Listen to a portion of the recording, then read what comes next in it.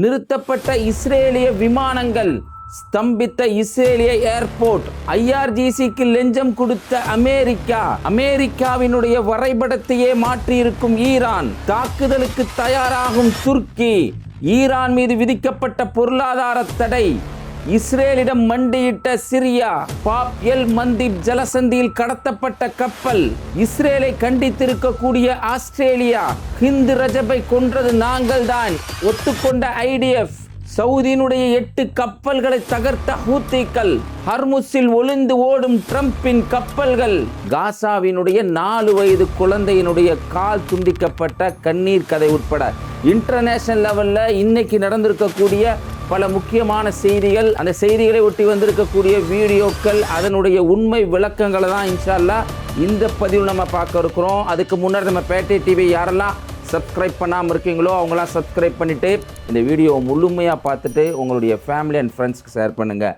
இன்றைக்கி மிகப்பெரிய பேசு பொருட்களை ஒன்றா இருக்கக்கூடிய செய்தி என்னென்னா, இந்த வீடியோ பார்க்குறப்பவே உங்களுக்கு தெரியும், இஸ்ரேலிய ஏர்போர்ட், அதுவும் சாதாரண ஏர்போர்ட் இல்லைங்க, இஸ்ரேலிய தலைநகரில் இருக்கக்கூடிய டெல் அவீவில் இருக்கக்கூடிய மிகப்பெரிய ஏர்போர்ட், பென் குரியன் அப்படின்னு சொல்கிற இஸ்ரேலுடைய முதல் பிரதமர், அதான் ஆட்டையை போட்ட நாட்டினுடைய முதல் பிரதமராக இருக்கிறார்ல, அவருடைய அந்த விளக்கமாத்து பேரில் வைக்கப்பட்ட ஏர்போர்ட்டில் மக்கள் இன்னைக்கு ஸ்தம்பிச்சு போய் நிற்கிறாங்க. என்னென்னா, ஏர்போர்ட்டில் இங்கேருந்து அங்கே போக முடியல, அங்கேருந்து இங்கே வர முடியல, ஏர்போர்ட் முழுவதுமாக இன்னைக்கு ஸ்தம்பிச்சு போயிருக்கு, விமானங்கள் எதுவுமே போகலை அப்படிங்கிற ஒரு செய்தி வருது. காரணம் என்னன்னு சொன்னால், அங்கே இருக்கக்கூடிய தொழிலாளர்கள், அந்த ஏர்போர்ட்டில் பணிபுரியக்கூடிய தொழிலாளர்கள், அது மட்டும் இல்லாமல் விமானிகள், இவங்க எல்லாருமே இன்றைக்கி ஸ்ட்ரைக் பண்ணியிருக்கிறாங்க. போதிய ஊதிய தொகை கொடுக்கல, எங்களை சரியாக கவனிக்கலை, நாட்டை சரியான பாதையில் கொண்டு போகலை அப்படின்னு சொல்லி இந்த ஆர்ப்பாட்டத்தில் ஈடுபட்டிருக்காங்க. மிகப்பெரிய அளவுக்கு மிக சிரமங்களை இஸ்ரேலிய வாசிகள் இன்றைக்கி அனுபவிச்சுட்டு இருக்காங்க. இதை பார்க்கும்போது தான் நெட்டிசன்கள் பல செய்திகளை பதிவு செய்கிறாங்க. காசாவில் இதுக்கு முன்னாடி, இந்த போருக்கு முன்னாடி, அக்டோபர் 2023க்கு முன்னாடியே அங்கே இருந்த விமான தளத்தை நீங்கள் அழிச்சிங்களேடா, அந்த மக்களை எவ்வளோ எல்லாம் கொடுமைப்படுத்தினீங்க. இப்போ கூட காசாவில் தண்ணீரை உள்ளே விடாமல் அங்கே குழந்தைகள் தண்ணீர் குடிக்கிறாங்க, சிரமப்பட்டு கஷ்டப்பட்டு கீழே போயிட்டுருக்க தண்ணி, ஏதோ ஒரு தண்ணி கிடச்சா போதும் அப்படி அந்த குழந்தைய குடிக்கிறாங்க. அந்த குழந்தைகளை வச்சு நக்கல் பண்ணி இஸ்ரேலில் இருக்கக்கூடிய அந்த இஸ்ரேல் வாசிகள் என்ன பண்ணுறாங்கன்னா வீடியோ போடுறாங்க. அந்த வீடியோ இன்னைக்கு சில பேர் பதிவு செஞ்சு, அந்த மக்களை பார்த்து நீங்கள் துன்பப்பட்டீங்க இல்லடா, அந்த மக்கள் செய்யக்கூடிய விஷயங்களை பார்த்து நீங்கள் சந்தோஷப்பட்டீங்க இல்லடா, அது இறைவன் உங்களுக்கு கொடுத்த துன்பம்டா, அடிடா, இன்னமும் கொடுக்கணும்னு சொல்லி இன்னைக்கு பல பேர் பேசிக்கிட்டு இருக்காங்க. அதனால தான் இன்னைக்கு இஸ்ரேலியர்கள் எங்கெல்லாம் சுற்றுலா தலங்களுக்கு போகிறாங்களோ அங்கெல்லாம் மக்கள் வெகுண்டெழுந்து போராடுறாங்க. ஏன்டா எங்கள் நாட்டுக்குள்ளே வந்த அறிவில்லை அப்படின்னு கேட்குற மாதிரி ஆஸ்திரேலியா அப்படி சம்பவம் நடந்துச்சு. இந்தியாவிலேருந்து வந்திருக்கக்கூடிய ஒரு வீடியோங்க, இமாச்சல பிரதேசத்தில் இருக்கக்கூடிய பல இடங்களுக்கு சுற்றுலாத்தலங்களுக்காக வேண்டி இன்னைக்கு பல பேர் இந்தியாவுக்குள்ளே வர்றாங்க அப்படிங்கிற செய்தியை ஹிந்து ரஜப் ஃபவுண்டேஷன் கண்டுபிடிச்சி அந்த செய்தியை சொன்னாங்க. அதுக்கு அங்கேருந்து வந்திருக்கக்கூடிய வீடியோக்கள் பார்த்தீங்கன்னு சொன்னால், இந்த வீடியோ ஒருத்தர் காட்டி சொல்கிறார், இங்கே தான் இஸ்ரேலிய வீரர்கள்லாம் தங்கியிருக்காங்க, இங்கே தான் போயிட்டுருக்காங்க, பாருங்கள் இப்படி ஒரு கொலையை செஞ்சுட்டு இவ்வளோ பெரிய அநியாயத்தை காசாவில் செஞ்சுட்டு இங்கே வந்து தங்கிட்டு இருக்காங்க பாருங்கள் அப்படின்னு சொல்லி வீடியோக்களை பதிவு செய்யக்கூடிய நிலைக்கு இன்னைக்கு இஸ்ரேலிய வாசிகளை கொண்டு போயிருக்காங்க. காரணம் என்னென்னா, அங்கே நடந்திருக்கக்கூடிய அநியாயங்கள், இவ்வளோ மக்கள் கஷ்டப்படுறத கூட பார்த்து நெட்டிசன்கள் சந்தோஷப்படுறாங்கன்னா இஸ்ரேல் எவ்வளோ மோசமான நாடு அப்படிங்கிற நம்ம தெரிஞ்சுக்கணும். இவங்க இழுத்துட்டு போனதான் ட்ரம்ப்பை, வாயா போருக்கு போடாயா வாயா, அதான் அடிச்சிடலாம், ஆட்சி சேஞ்ச் ஆயிரும், அங்கே ஏற்கனவே ஆர்ப்பாட்டம் நடந்துகிட்டு இருக்கு, ஈரானில் மக்கள் கொந்தளிச்சு போயிருக்காங்க அப்படின்னு சொல்லி ட்ரம்ப்பை, நம்ம பிச்சு பண்ணி ட்ரம்ப்பை எடுத்துகிட்டு போகும்போது என்ன சொன்னாங்க, பிப்ரவரி 28 ரிஜீம் சேஞ்ச், ஆட்சி மாற்றம், அணு ஆயுதத்தை வச்சிருக்கிறாங்க, அணு ஆயுதத்தை தயாரிக்க போகிறாங்க, அதை நாங்கள் தடுக்க போகிறோம், அங்கே மக்கள் ரொம்ப கஷ்டப்படுறாங்க, இது மூணையும் சொல்லிட்டு தான் போனாங்க. இவங்களுடைய கோல் அதுதான். போய் எதுவுமே பண்ணல, அவங்களுடைய டார்கெட்டே கரெக்டாக முடிக்காமல் இன்றைக்கி என்ன நடக்குதுன்னு சொன்னால், ட்ரம்ப் வந்து புலம்பக்கூடிய நிலைமையை இன்னைக்கு நெத்தனியாவை ஏற்படுத்திட்டான். எந்த அளவுக்குன்னா, ஹர்முஸ் ஜலசந்தியை பற்றி உங்கள் எல்லாத்துக்கும் தெரியும். இங்கே இருக்கக்கூடிய எல்லா தமிழ் நியூஸ் சேனலும், சன் நியூஸ் எல்லாம் போட்டாங்க, என்னென்னா மாஷா ஹர்முஸ் ஜலசந்தியை நான் இனிமேல் கட்டுப்படுத்திட்டோம், எங்களை கேட்காம யாரும் போக முடியாது அப்படின்னு சொன்ன ட்ரம்பினுடைய பல கப்பல்கள், அதுவும் குறிப்பாக இன்னைக்கு 20 கப்பல்கள் பார்த்தீங்கன்னா 10 மில்லியன் பீப்பாய்கள் அந்த அளவுக்கு கச்சா எண்ணெயுடைய பேரில் ஏற்றிக்கிட்டு அமெரிக்காவுக்கு சொந்தமான கப்பல்கள் ஓடி போய் இன்னைக்கு ஓமனுடைய அந்த இப்போ லீமா அப்படின்னு சொல்லுவாங்க, ஓமனுடைய கூடிய லீமா கடற்கரைன்னு சொல்லுவாங்க. இந்த பகுதியில் பார்த்தீங்கன்னா ஈரான் இருக்குது, பந்தர் அப்பாஸ், கோஷம், இந்த தீவுலாம் இருக்குது. அங்கே இல்லாமல் இப்படி இந்த சைடில் ஒளிஞ்சு ஓடி 20 கப்பல் போயிருக்கான். இதை எப்படி கேலி பண்ணுறாங்களா? டே உன் கட்டுப்பாட்டில் தான் இருக்குன்னு சொன்னியாடா, என்னடா ஆச்சு கட்டத்தோரா இப்படி சொன்ன, உனக்கு கட்டம் சரியில்லையா அப்படின்னு சொல்லி பல பேர் பதிவு பண்ண, தமிழகத்தில் சொல்கிறாங்க, அந்த வழக்கத்தில் சொல்லலாம், அப்படி பல பேர் பதிவு போட்டுக்கிட்டு இருக்காங்க. ட்ரம்ப் இதுக்கு மத்தியில் தான் பார்த்தீங்கன்னு சொன்னால் அணு ஆயுதங்களை ஒரு பக்கத்தில் என்னன்னு சொன்னால் வடகொரியா வச்சுருக்காங்கன்னு சொல்ல, வடகொரியா என்ன பண்ணிட்டாங்க, பல இடங்களை டெஸ்ட் பண்ண போகிறோம், டெஸ்ட் பண்ணுறாங்க. டெஸ்ட் பண்ணால் ஜப்பான் உடனே எதிர்வினையாட்டுறாங்க. ஜப்பான் என்ன இவன் டெஸ்ட் பண்ணுறாங்க என்னன்னு பாருங்கள் அப்படின்னு சொல்லி உடனே ட்ரம்ப் தனக்கு எவ்வளோ காலம் வருவான், எப்படி மோசமான ஆள்னு பாருங்கள். ஆரம்ப காலத்திலேருந்து தென்கொரியாவுக்கு ட்ரம்ப் சப்போர்ட்டு. இப்போ என்னென்னா வடகொரியாவோட நெருக்கத்தை ஏற்படுத்தணுங்கிறதுக்காக தென்கொரியாவில் இருக்கக்கூடிய தன்னுடைய இராணுவ துருப்புகளையும் அங்கே கொடுக்கக்கூடிய இவன் பொருளாதாரத்தையும் நாங்கள் நிறுத்த போகிறோம் அப்படின்னு ஒரு கேவலமான வேலையை செஞ்சுருக்கான். எதுக்காகனா வடகொரியாவை சமாதானப்படுத்துறதுக்காக, இல்லை வடகொரியாவில் தன்னுடைய வேலையை காட்டுறதுக்காக. இதே மாதிரி தான் ரஷ்யாவில் போய் செஞ்சாங்க, அங்கே எந்த பருப்பும் வேகலை.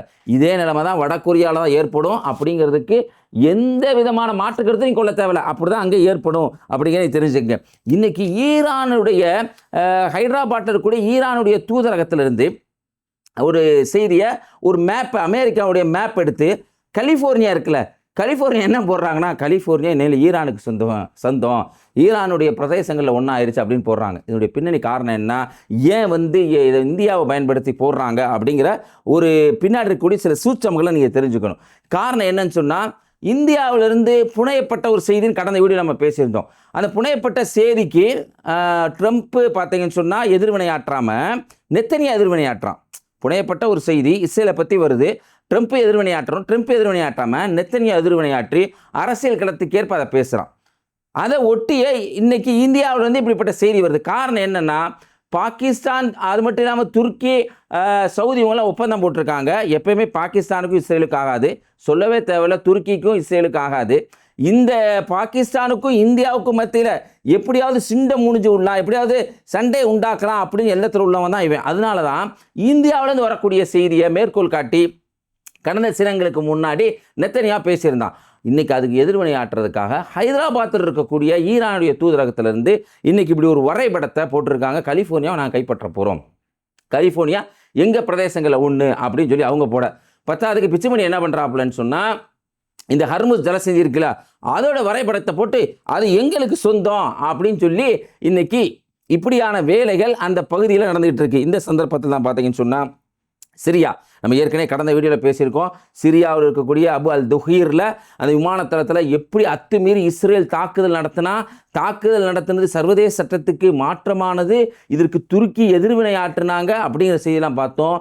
இன்றைக்கி பார்த்தீங்கன்னு சொன்னால், ரொம்ப நாள் கழித்து சிரியாவினுடைய வெளியுறவுத்துறை அமைச்சராகக்கூடிய அசாத் அல் சைபைனி அப்படிங்கிறவர் பாகிஸ்தானுக்கு போகிறார். பாகிஸ்தானுக்கு இந்த தாக்குதல் நடந்தவன போகிறார், நடந்தாலும் கொஞ்சம் நேரத்தில் போகிறாருங்க. போய் அங்கே நிருபர்லாம் கேள்வி கேட்குறாங்க, என்னங்க இப்படி தாக்கிட்டாங்களே, இது சர்வதேச சட்டத்தை மீறி இருக்குது அப்படின்னா, நாங்கள் இஸ்ரேலோட சேர்ந்து போகிறதுக்காக முயற்சி செய்கிறோம். வெக்கம் கெட்டவங்களா, எவ்வளோ கேடு கெட்ட ஆட்சியாளர் இருக்காங்க பாருங்களேன். அவ்வளோ மக்கள் அங்கே செத்துக்கிட்டு இருக்காங்க. கிட்டத்தட்ட லெபனானில் மட்டும் 4348 பேர் செத்துருக்காங்க. இந்த செய்தி யாருக்குமே தெரியல. தொடர்ந்து லெபனானுடைய மன்சூரி, அது மட்டும் நபாட்டியா போன்ற பகுதியில் 10 எரிஞ்சுக்கிட்டு இருக்கு. இந்த சந்தர்ப்பத்தில், அதாவது பிப்ரவரி 28க்கு அப்புறம் மட்டுமே 4348 பேர் இறந்து போயிருக்காங்க. அது மட்டும் இல்லாமல் சிரியாவையும் சேர்ந்து தாக்குறான். இல்லை அந்த வெள்ளைக்கொடியை காட்டுவான்ல வடிவேலு, அது மாதிரி வெள்ளைக்கொடியை காட்டினா இணக்கமாயிடுறோம் உங்களோட அப்படின்னு சொல்லி மண்டியிடக்கூடிய ஒரு வேலையை சிரிய அரசாங்கம் செஞ்சிருக்கு அப்படிங்கிறதாங்க உண்மையான செய்தி. இதுக்கிடையில் பார்த்தீங்கன்னு சொன்னால், ஐஆர்ஜிசியினுடைய பல தளபதிகளுக்கு அமெரிக்கா லஞ்சம் கொடுக்கறதுக்காக முயற்சி செஞ்சுருக்கான். எப்படியாவது காட்டி கொடுங்களேன், என்ன வேலை பாருங்களேன், 2ஆம் நம்பர் வேலை, எப்படியாவது நான் காசு கொடுக்குறேன், எங்கெங்கே நீங்கள் உங்களுடைய ஏவுகணைகளை வச்சுருக்கிறீங்க, உங்களுடைய ட்ரோன்லாம் எங்கே இருக்குது, உங்கள் இராணுவ தளவாடங்கள்லாம் எங்கே இருக்குது அப்படின்னு கேட்குறதுக்காக லஞ்சம் கொடுத்துருப்பாங்க போல். அதை அந்த மக்கள் எட்டி தொட்டு கூட பார்க்கலையா, என்ன சொன்னாங்கன்னு சொல்லி இதை பற்றி நம்ம சொல்லலைங்க. அமெரிக்காவினுடைய சிஏவுடைய பொறுப்பாளர் இருந்தால் லாரி ஜான்சன் சொல்லுவாங்க. அவர் அந்த செய்தியை சொல்கிறாரு, லட்சியமே எங்களுடைய குறிக்கோள்றா அப்படின்னு சொல்லி அமெரிக்காவுக்கு ஐஆர்ஜிசியினுடைய உயர்மட்ட தளபதிகள் பதில் சொல்லியிருக்காங்க அப்படிங்கிற செய்தி இந்த சந்தர்ப்பத்தில் வந்துக்கிட்டு இருக்கு. ஹூத்திகள் இன்னைக்கு என்ன செஞ்சிருக்காங்கன்னு சொன்னா, ஏமனுடைய இராணுவத்தில் இருக்கக்கூடிய ஹூத்திகள், 2 ஹூத்திகள் இருக்காங்க நம்ம சொன்னோம். ஈரான் ஆதரிக்கக்கூடிய ஹூத்திகள், இன்னொரு ஹூத்திகள் யாரு? ஏமனுடைய இராணுவ படை. இந்த ஏமனுடைய இராணுவ படையில் இருக்கக்கூடிய ஹூத்திகள் இன்னைக்கு என்ன சொல்றாங்கன்னு சொன்னா, நாங்க IRGC-னுடைய தலைவர்களை 3 பேரை நாங்க கொண்டிருக்கிறோம். காரணம் என்னன்னா, ஹூத்திகளுக்கு சப்போர்ட்டா, அதாவது வடக்கில் இருக்கக்கூடிய ஹூத்திகளுக்கு சப்போர்ட்டா எங்களுடைய பல பகுதிகளில், மாரிபு போன்ற பல பகுதிகளில் தாக்குதல் நடத்தினாங்க. தாக்குதல் நடத்தினா பல பேர் நாங்கள் கொண்டிருக்கிறோம் அப்படிங்கிற செய்தியை சொல்கிறாங்க. இதில் 2 தகவல் இருக்குது. என்னன்னு சொன்னால், ஒன்று, இதில் இன்னும் வீரியம் ஈரான் காட்டுவதற்கான வாய்ப்பு இருக்குது, ஈரான் களத்தில் வர்றதுக்கான வாய்ப்பு இருக்குது. மற்றொரு புறம் பார்த்தீங்கன்னு சொன்னால், ஹூத்திகள் என்ன பண்ணுறாங்கன்னு சொன்னால், அவங்களுடைய தாக்குதலை இன்னும் விரிவுபடுத்துகிறாங்க. அவங்களோட டேட்டாவை தர்றாங்க. கடந்த 1 மாதத்தில் மட்டும் 8 சவுதி கப்பலை நாங்கள் அட்டாக் பண்ணியிருக்கோம். 48 சவுதி கப்பல்களை பாப் எல் மந்திப் ஜலசந்தியா வழியா இல்லாமல் கேப் ஆஃப் குட் அப்படின்னு சொல்கிற அந்த ஜலசந்தி வழியாக போக வச்சுருக்கிறோம். ஒரு கப்பலுக்கு மட்டுங்க சராசரியாக ஒரு கப்பல் இந்த வழியை விட்டு அந்த வழியில் போனால் 35 கோடி ரூபாய் செலவாகும். 22 நாள் எக்ஸ்ட்ரா செலவாகும். நார்மலாக வர நாளை விட 22 நாள் எக்ஸ்ட்ரா ஆகும். நாங்கள் அப்படிப்பட்ட வேலையை செஞ்சுருக்கோம்னு சொல்லி ஹூத்திகள் சொல்லிக்கிட்டு இருக்காங்க. இப்படி 2 பேர் சண்டை போடுறாங்கல்ல, இந்த சந்தர்ப்பத்தில் ஒவ்வொரு முறையும் இவங்க 2 பேர் சண்டை போடுறப்பே நீ நல்லா நினைவு வச்சுக்கோங்க, காசாவில் ஏதாவது நடக்கும். இது எதையாவது கிளப்பி விட்டு காசாவில் பல பேரை கொல்லுவாங்க. அப்படியான ஒரு நிலை நடந்திருக்கு. லூலு அக்ரம் சொல்லி ஒரு பெண்மணியுடைய உங்களுடைய ஃபோட்டோ வருது. கிட்டத்தட்ட இவங்க அக்டோபர் மாதம் அல்லது செப்டம்பர் மாதம் 2023 இவங்க தங்கியிருந்த வீட்டில் தாக்கப்பட்டு இவங்க இறந்து போய் இடிபாடுகளுக்கு அடியில் கிடந்தாங்களாங்க. 975 நாட்கள் கழித்து வெறும் எலும்பு கூட மட்டுமே எடுத்து இஸ்லாமிய வழக்கத்தின்படி இறுதி சடங்கு நடத்துவாங்கல்ல, எல்லா மதத்திலும் இருக்க மாதிரி, அதுமாதிரி இஸ்லாமிய மார்க்கத்தில் வழிகாட்டுதல் செய்யப்பட்ட அந்த இறுதியாக செய்ய வேண்டிய ஒரு இறந்தவருக்கு செய்ய வேண்டிய அந்த கடமையை நிறைவேற்றியிருக்காங்க. காசாவில் தொடர்ந்து அங்கே மக்கள் கொண்டுகிட்டு வரக்கூடிய இந்த நிலை இருக்குது. 10க்கு மேற்கு கரைக்கு வாங்க. மேற்கு கரையில் செட்டிலர்கள் என்று சொல்லப்படக்கூடிய இந்த தீவிரவாதிகள் இருக்காங்கல்ல, நம்ம சொன்னால் கூட அது தப்புங்குவாங்க. இஸ்ரேலியருக்கான, அதாவது இஸ்ரேலுக்கான அமெரிக்க தூதர், அவருடைய பேர் கேட்டிங்கன்னா மைக் ஹக்காபி. பேரே அப்படித்தாங்க, ஹக்காபி அப்படின்னு தான் வச்சுருக்கிறாங்க. அவன் பயங்கரமான வெறி கொண்டவன். மேற்கு கரையில் செட்டிலர் நல்லவங்க, ரொம்ப சூப்பரானவங்க அப்படின்னு சொன்னவன் குஸ்ராங்கிற ஒரு மாகாணத்தில் அந்த காசா மக்களை அடக்கி வச்சு தண்ணி இல்லாமல் பவர் கட் பண்ணி உணவு இல்லாமல் தடுத்து அவங்கள கொல்ற வேலையில் ஈடுபட்டிருக்கிறத பார்த்த உடனே உலகமே கண்டன குரலை எழுப்புறதுனால இன்றைக்கி என்ன நிலை ஏற்படுதுன்னா, அந்த ஹக்காபி என்ன சொல்கிறான்னா, தீவிர ஆதரவு என்ன சொல்கிறான்னா, இஸ்ரேலிய அந்த குடியேற்ற பஸ் அவங்களாம் தீவிரவாதிகள், 10 கட்டளைகள் இன்றைக்கி இதில் இருக்குது, தோராவில் இருக்குது, பைபிள்லையும் இருக்குது, அதில் பிறர் சொத்தை எடுக்கக்கூடாதுன்னு இருக்குதா இல்லையா, இப்படிலாம் செஞ்சுக்கிட்டு இருக்க சரியா அப்படின்னு சொல்லி இஸ்ரேலை ஆதரிக்கக்கூடிய, மேற்கு கரை ஆதரிக்கக்கூடிய ஹக்காபியை இந்த கேள்வியை கேட்டிருக்காங்கிறதுமே இன்னைக்கு சர்வதேச அளவில் பேசு பொருளாக இருக்குது. சோமாலியாவுக்கு கடத்தப்பட்ட கப்பல், அதாவது பாப் எல் மந்திப் ஜலசந்தியில் கப்பல் கடத்தப்படுது. ஆரம்பத்தில் ஹூத்திகள் அப்படின்னு சொன்னாங்க, ஆனால் ஹூத்திகள் இதை செய்யலை அப்படிங்கிற தகவல் தான் இப்போ வரைக்கும் நம்மளுக்கு கிடைக்கிது. 6 பேர் இந்த கப்பலில் ஏறி சோமாலியாவுக்கு இந்த கப்பலை கடத்திட்டு போயிருக்காங்க. கடற்கொள்ளையர்களாக இருக்கக்கூடியவங்க தான் இந்த வேலையில் ஈடுபடுறாங்க. இதுக்கு முன்னாடி பார்த்தீங்கன்னு சொன்னால், இப்போ 2026 ஏப்ரல் 21 வந்து பார்த்தீங்கன்னா எம்டி ஹானஸ் 25 அப்படிங்கிற கப்பலை கடத்தினாங்க. அதே மாதிரி எம்வி ஸ்வாட் அப்படிங்கிற கப்பலை கடத்தினாங்க, எம்டி யுரேகா அப்படிங்கிற கப்பலை கடத்தினாங்க. இப்படி பல கப்பல்களை கடத்தியிருக்காங்க. அதனால் இவங்க தான் கடத்தியிருக்காங்க அப்படின்னு சொல்லி சொல்கிறாங்க. இன்னொரு புறம் இல்லை ஹூத்திகள் தான் கடத்திருக்க வாய்ப்பு இருக்குன்னு சொல்லி ஒரு தகவலும் வருது. இன்னும் உறுதி செய்யப்படலை. உறுதி செய்யப்பட்டால் அவருடைய தகவல் நம்ம சொல்லுவோம். ஆஸ்திரேலியா தன்னுடைய கண்டனத்தை இஸ்ரேல் மேலே வச்சிருக்கு. ஆஸ்திரேலியாவுடைய செயற்பாட்டாளர் ஷோமா அப்படிங்கிற இந்த பெண்மணி, இவங்க என்ன பண்ணுறாங்கன்னா, காசாவாசிகளுக்கு உதவணுங்கிற அப்படிங்கிறதுக்காக போகிறாங்க. போனால் இவங்களை கொண்டுறாங்க இஸ்ரேலிய படைகள். கொண்டுட்டு இதுக்கு விசாரணை நடத்துப்பா, எப்படிப்பா நடந்துச்சு, இதுக்குரிய பதிலை சொல்லுப்பானா, அதெல்லாம் இல்லை, சரியாக தான் நடந்துச்சு, நாங்களே விசாரணை நடத்த முடியும் அப்படின்னு திமிரு பேச்சு பேசுகிறான். இதுக்குரிய காரணம் என்ன? பாலஸ்தீனத்தை நாங்கள் அங்கீகரிக்கணும். இஸ்ரேலுடைய ஆஸ்திரேலியாவுடைய பிரதமராக இருக்கக்கூடிய அல்பானிஸ் அவர்கள் சொன்னாங்க. தொடர்ந்து என்ன சொன்னாங்கன்னா, நாங்கள் பாலஸ்தீனத்தை அங்கீகரிப்போம்னு சொன்னாங்க. அதை விருப்பம் வச்சுக்கிட்டு ஒரு பெண்மணி கொல்லப்பட்டிருக்காங்க, எப்படா காரணம் சொல்லுங்க அப்படின்னு கேட்டால் அது தெரியாது, நான் தான் கொண்டோம் அப்படிங்கிற மாதிரி திமிரு பேச்சை ஐடிஎஃபினுடைய குறிப்பாக இயால் ஜாமி இதை பேசியிருக்கிறான். இன்றைக்கி இன்னொரு சம்பவங்க, ஹிந்து ரஜப். காசாவுடைய சம்பவத்தை பார்க்குறவங்க யாருமே ஹிந்து ரஜப்புடைய வரலாறை மறந்துருக்க மாட்டாங்க. ஹிந்து ரஜப் அப்படிங்கிற அந்த 5 வயசு குழந்தைய கொண்டு 12 நாள் அந்த குழந்தையினுடைய சடலத்தை எடுக்க விடாமல் ஜனவரி 19, 2024 இந்த சம்பவத்தை இஸ்ரேல் செஞ்சான். ஒவ்வொரு நாளும் அவங்களுடைய விஸ்டம் தாய் அவங்க போய் பார்ப்பாங்க, குழந்தையை கண்டுபிடிச்சலாமா எடுத்துடலாமான்னு சொல்லி முடியாமல் போச்சு. அந்த குழந்தை இப்போ 2 வருஷம் கழிச்சு, ஆமாம் நாங்கள் தான் சுட்டுட்டோம், விசாரணை நடத்துகிறோம் அப்படின்னு கேவலமான இஸ்ரேலிய அந்த IDF சோல்ஜர்ஸ் இன்றைக்கி சொல்லியிருக்காங்க. உலகத்தில் இருக்கக்கூடிய நெட்டிசன்கள்லாம் இன்றைக்கி காரி துப்பக்கூடிய, காரி உமிழக்கூடிய ஒரு நிகழ்வும் ஏற்பட்டிருக்குங்க. வீடியோக்களுடைய கடைசி பகுதியில் காசா மக்களுடைய கண்ணீர் கதை நம்ம தொடர்ந்து சொல்லிக்கிட்டு வர்றோம். கசல், காசாவில் இருக்கக்கூடிய கசல். இந்த செய்தியை சொல்கிறதுக்கு முன்னாடி ஒரு பதிவு சமீபத்தில் நான் படித்தேன், ரொம்பவே மனசு வேதனையாக இருந்தது. என்னென்னா, எங்களை அரவணைக்க உலக மக்கள் இல்லாட்டி இந்த பூமி எங்களை உள்ளே இழுத்து அரவணை வச்சுக்கிறது பார்த்தீங்களா, நாங்கள் எவ்வளோ நல்லா இருக்கும் அப்படின்னு ஒரு பதிவு. என்ன சொல்ல வர்றாங்கன்னா, நீ யாருமே கண்டுக்கலப்பா, இருந்தாலும் பூமி நான் இறந்து பூமிக்குள்ளே போகிறோம், இந்த பூமி எங்களை அரவணை வச்சுக்குது அப்படிங்கிறாங்க. கசல் 4 வயசு குழந்தை, வாடி காசாவில் இருக்கக்கூடிய ஒரு குழந்தை. இவங்களுடைய வீட்டில் ஷெல் தாக்குதல் நடத்தப்படுது. இந்த 4 வயசு குழந்தைய இருக்கக்கூடிய பகுதிகளில் தெரிஞ்சே ஷெல் தாக்குதல் நடத்தப்பட்டவொன்னே இந்த குழந்தைக்கு காலில் பாதிப்பு ஏற்படுது. வெளியில் கொண்டு போக முடியலை, தடுக்கிறான், முற்றுகை. என்ன செய்த ஒன்றும் புரியலை.